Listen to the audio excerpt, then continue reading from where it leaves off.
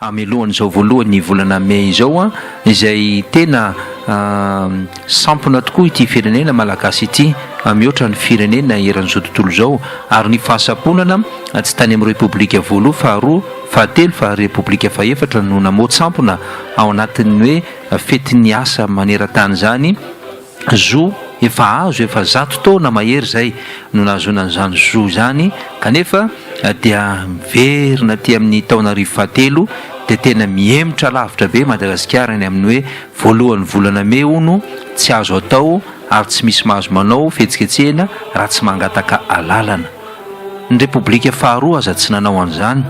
Ny repoblika faharoa avy hatrany dia nilahatra teny ny mpiasa rehetra teto amin'ity firenena ity ary dia afaka naneho hevitra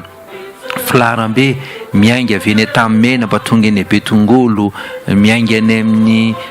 toerana samihafa tahak'izany foana no nitranga teto rehefa voalohany ny volana May ary dia mitandavana ny feno mpiasa ny arabe rehefa voalohany volana May ho freonona firaisankina manerana mpiasa eran'izao tontolo izao fa ny zavatra nisy tao anatin'izany fotsiny taty amin'ny faraparany taty dia ny hoe rehefa fety ny asa dia lasa mamboly kafe ny ambo mahavelona nga mitarika an'izany ny sindika izay karakarainy ny fitondram-panjakana tamin'ny fotoan'androny dia ahodikodina tahaka an'izany fa any amin'ity dia tena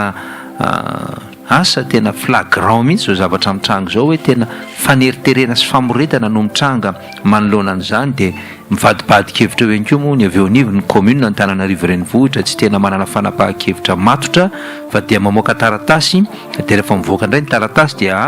tsy izy indray ty fa ary indray dia io koa ve commune azo ametrahana inona zany ilay commune eto Antananarivo renivohitra ao anatin'izay fa raha ny marina tsy tokony misy an'izany fangatahana lalan'izany fa afaka fa anjara ny mpitandro filaminana ary izay natao hoe mitandro ny filaminana fa tsy manakorotana ny filaminana. Mitandro ny filaminana dia manakana izay mety hisy korotana ka raha misy basy eny ampelatana ny mpitandro filaminana tsisy mpanakorotana sa anakorotana zany ao tsy izy an'izany fa matoa misy ny korotana eto Madagasikara dia ny mpitandro filaminana foana manapopoaka dia misavoritaka ambony ambany ny olona eny an-dalana rehetrarehetra mitsoaka mandositra tsy mandositra an'izy izy fa mandositra n'ilay popoaka ataon'ny mpitandro filaminana dia zay ny zavatra ka raha ohatra ka tena apetraka amin'ny normal hoy raha normal avokoa ny zavatra rehetrarehetra normal avokoa ny fanapahan-kevitra rehetra raha normal ny olona mandray fanapahan-kevitra dia zay ny normal manaraka ny lojika tahaka an'izany fa ny antsika ho sampona eto amin'ity firenena ity dia tena sampona ka ny anitsiana ny sampona moa ahoana ny anitsiana zany fahasaponana zany sarotra be fa dia anjarantsika sisa no mieritreritra izay tokony fanapahan-kevitra raisina eny anivon'ny tsirairay.